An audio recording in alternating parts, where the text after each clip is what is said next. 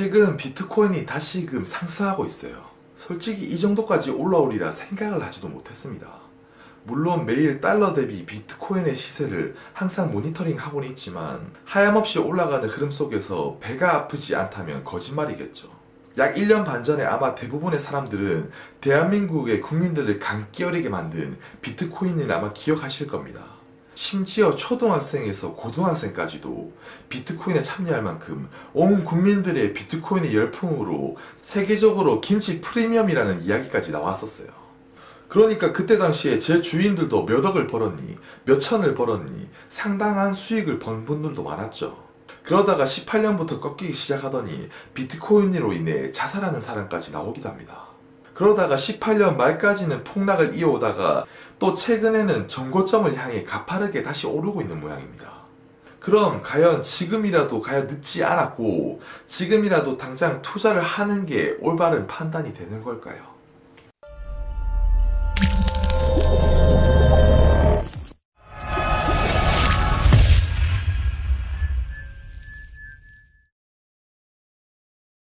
안녕하세요, 깍시 인사드립니다. 오늘은 비트코인에 대해서 좀 말씀을 드리려고 하고요.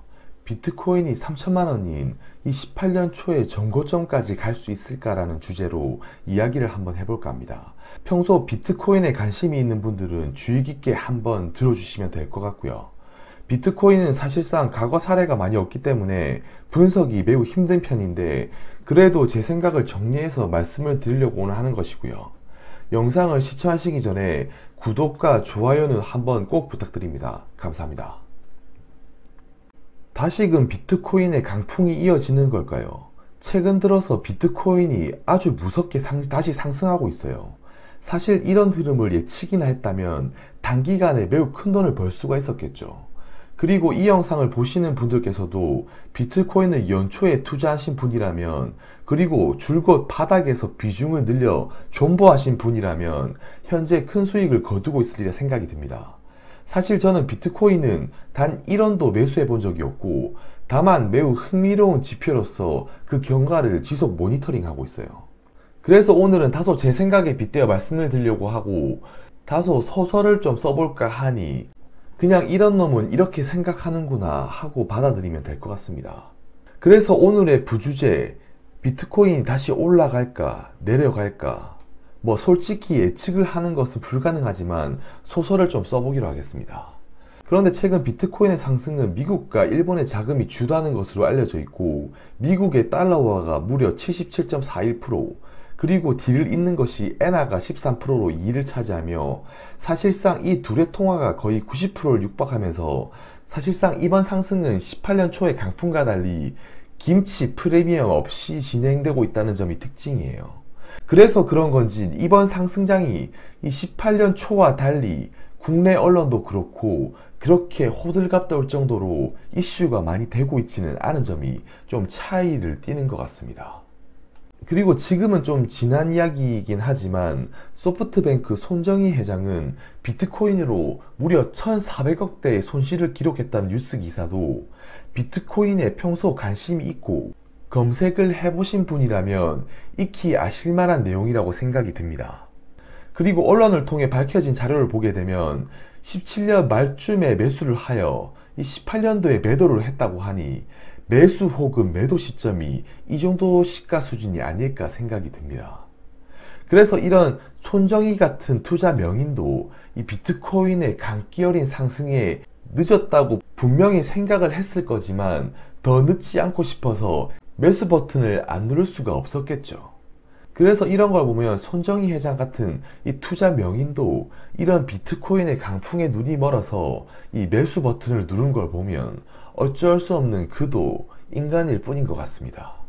그래서 최근 이런 비트코인의 상승에 대해서 뉴스나 일부 전문가들의 이야기를 빌려서 얘기를 해보면 이 무역전쟁이 본격적으로 치닫는 국면에서 주요 메이저 자금들의 흐름은 갈 곳을 잃고 또 투자처를 찾았을 것이고요. 그런 흐름 속에서 오히려 역으로 위험자산인 비트코인에 돈이 쓸리게 되면서 다소 경기의 흐름과 무관한 이 비트코인에 투자를 하게 되면서 지금과 같은 2차 상승을 불러온 것이라 이렇게 이야기를 하기도 하고요. 그런데 사실상 이것 또한 심중으로만 유추를 해볼 뿐 정확하게 비트코인이 상승하는 이유를 아주 정확하게는 설명하기가 매우 어려워요. 이거는 뭐 단지 단순한 흐름 속에서 유추해 볼 수 있는 생각이라 그냥 참조만 하시면 될 것 같고요. 그럼 지금부터 깍시의 생각을 좀 말씀을 드려보도록 할게요. 한편 이 비트코인은 필라델피아 반도체 지수와 좀 깊은 연관성을 띠기도 하는데요. 16년도부터 시작된 본격적인 이 반도체 지수의 상승과 이 비트코인의 강풍이 거의 일치하게 흐르는 흐름이고 18년 초를 기점으로 서서히 비트코인이 조정폭을 강하게 보이니까 19년 초를 기점으로 이 반도체 지수 또한 조정 및 하락폭을 보이고 있고 다시금 19년에 이 비트코인이 상승을 할 때 이 반도체 지수도 같이 상승을 하는 모습입니다. 물론 뭐 상승의 그래프나 상승 하락폭에 있어서 이 차이를 띠기는 하지만 비트코인의 상승이 이 필라델피아 반도체 지수와 이 부인할 수 없는 연관성을 띠는 건 사실인 것 같습니다. 그리고 이런 반도체 지수의 긍정적인 흐름은 엔비디아 그리고 마이크론 테크놀로지 등의 GPU 메모리를 갖춘 주가들의 상승폭이 상당히 강하게 진행이 되었었고요. 그래서 이런 엔비디아, 마이크론 테크놀로지와 같은 기업들의 주가는 16년을 기점으로 아주 가파르게 상승을 많이 합니다. 그런데 18년을 기점으로 비트코인의 상승폭이 꺾이자 이런 엔비디아와 마이크론 테크놀로지를 비롯한 나스닥들의 주가가 조정을 보이고 흔들리기 시작해요. 이런 걸 보면 가상화폐 시스템의 운영 및 채굴되는 메모리와 그래픽카드의 매출의 급증이 이 나스닥의 상승의 일부분을 차지했다고 이 생각이 들기도 한다는 겁니다. 결국 가상화폐의 상승으로 수요를 억지로 자극시켜서 필라델피아 반도체 지수가 이 상승하고 엔비디아나 이 마이크론 테크놀로지와 같은 기업은 앉아서도 돈을 벌고 주가는 잘 떨어지지 않는 것이죠. 그럼 비트코인이 수요를 일부러 일으킨다. 그림의 좌측은 비트코인을 비롯한 가상화폐들의 시가총액을 달러 기준과 이 원화 기준으로 산출된 것이고요. 물론 시점에 따라 차이는 날 수 있으나 최근의 자료를 바탕으로 확인해 본 결과 가상화폐가 많이 상승했다고 한들 글로벌 기술주들의 기업들의 시가총액과 비교해서는 여전히 현저하게 낮은 수준의 시가총액을 기록하고 있어요. 사실상 세계 글로벌 메이저들의 돈은 미국의 IT 기술주의 높은 비중으로 포진이 되어 있고 상당히 큰 자금이 움직이다 보니 이 매도 또한 쉽지 않을 것으로 판단이 되고요.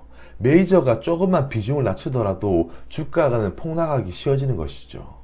그러니까 전 세계 기술주의 시가총액이 그것도 미국만 한정하더라도 비트코인과 비교해서는 수십 배 시가총액이 크고 사실상 기술주들, 이 세계의 메이저급의 자산 운용사들은 이 상대적으로 작은 비용으로도 비트코인을 상승시켜서 기술주들의 수요를 자극하고 있는 모양새가 아닌가 적각시는 추측을 해본다는 것이고요. 비트코인이 망하지 않도록 적절하게 가격을 조절하고 상승시키면서 이 가상화폐 채굴 장비의 수요가 붕괴되지 않도록 자극시켜서 이런 IT 기술주들, 마이크로소프트, 뭐 애플, 아마존, 구글과 같은 기업들의 주가가 폭락하지 않도록 조정하지 않는가 의심이 든다는 겁니다. 그래서 실제로 17년 말 상승장에서는 각종 그래픽카드 및 이 GPU 장비의 상승 추세가 당당히 도드라졌는데 이 채굴을 위해 고사양 컴퓨터와 그래픽카드가 당연히 동원되어야 하니 이 실물 가격은 상승을 할 수밖에 없었던 흐름이고 이에 반해 18년 초를 기점으로 비트코인의 주가가 꺾이기 시작하면서 이 각종 부품들이 다시 하락하기 시작하였고 오른쪽에 도표를 보더라도 현저히 이 18년 당시와 비교해서 이 가격들이 2배 가까이 하락한 것을 볼 수 있다는 것이고요. 이런 걸 보면 급격히 하향하는 추세에서 일부러 수요를 일으키기 위해 비트코인을 상승시키는 게 아닌가라는 이 생각이 다시 한번 조심스럽게 든다는 것입니다. 그리고 다음, 이 반도체 지수를 견인하는 데 있어서 스마트폰을 배제하지 않을 수가 없겠죠. 그래서 다음은 이 스마트폰에 대해서 말씀을 좀 드려볼까 하는데요. 스마트폰은 2007년 스티븐 잡스가 아이폰을 선보인 후 10년간 고속 성장을 하면서 연간 15억대의 출하를 기록할 정도로 사실상 인류가 만든 전자제품 중 가장 많은 수의 제품이 팔렸어요. 사실 이런 스마트폰이 지금은 익숙하지만 불과 10년 전만 해도 상상도 못할 일이었다는 겁니다. 그래서 대당 평균 $500만 잡더라도 이 스마트폰의 영향력은 엄청나다고 할 수가 있어요. 그래서 이와 같은 흐름은 말 그대로 혁신 중에 혁신이었고, 폭발적인 반도체 수요를 증가시켜 기술주들의 상승을 불러올 수밖에 없는 이 역할을 당연히 했다는 것이고요. 그런데 이런 긍정적인 추세도 결국 공급 가행의 측면에서 현재 글로벌 스마트폰 출하량 차트를 보더라도 연간 성장률이 지속적으로 마이너스 흐름을 띠고 있고, 또 최근 19년 1분기에는 전년 대비 마이너스 7%로 매우 저조한 흐름을 보이고 있다는 거예요. 그래서 이와 같은 흐름들이 최근에는 지속적으로 꺾이고 있는 흐름인데, 2015년도부터 성장이 정체되기 시작했고 2016년을 정점으로는 지속적으로 축소되는 흐름을 겪고 있다는 겁니다. 그런데 문제는 이를 커버하거나 더 막대한 요소의 무언가가 창출이 되거나 또 한 번에 더 큰 혁신이 이루어진다면 주가는 큰 폭으로 상승을 할 수 있겠지만, 저각시가 보기에 아직 그럴 만한 영역이 현재는 아직까지는 잘 보이지 않는다는 것이고요. 그래서 오늘 저각시가 비트코인에 대해 소설로서 다시 한번 말씀드려보면, 이 미국 기술주들은 미국 주식시장의 지수를 지지하는 매우 거대한 글로벌 기업들이 대거 포진되어 있고요. 사실상 마이크로소프트를 비롯한 구글, 애플, 페이스북 등의 업체들이 주가가 꺾이면 미국 주식시장에 또한 견조한 흐름을 나타낼 수 없는 게 부인할 수 없는 사실입니다. 그래서 이런 메이저들의 흐름들이 상대적으로 미국 기술주들의 주가를 견조하게 유지하기 위해서는 이 막대한 자금이 동원되어야 하는 게 사실이지만, 이 비트코인을 상승시켜 이 반도체 수요를 일으키고 기술주에 들어갈 수 있는 돈의 이 몇십 분의 1에 불과하기 때문에 아주 손쉽게 주가를 상승시켜서 이 반도체 수요를 억지로 자극시키고 있는 게 아닌지 조심스럽게 생각이 든다는 것이고요. 그래서 오늘의 결론 및 정리를 말씀드리면, 비트코인이 앞으로 더 오를지 안 오를지 꺾일지 정확하게 하고는 못하겠지만, 결론적으로 비트코인이 과연 이 대체 통화로서의 가치가 아직까지 있을까, 이런 의문이 아직까지도 들고, 지금은 단순히 미국 기술주들의 가격 하락을 막기 위한 이 방어책으로 활용되고 있는 게 아닐까 하는 생각이 그냥 단순히 든다는 것이고요. 아마 비트코인에 관심 있는 부분들이 이 영상을 보시리라 생각이 드는데, 비트코인은 단기적으로 상승할 수도 있고 폭락할 수도 있는 거는 아무도 모르는 사실인 것 같고요.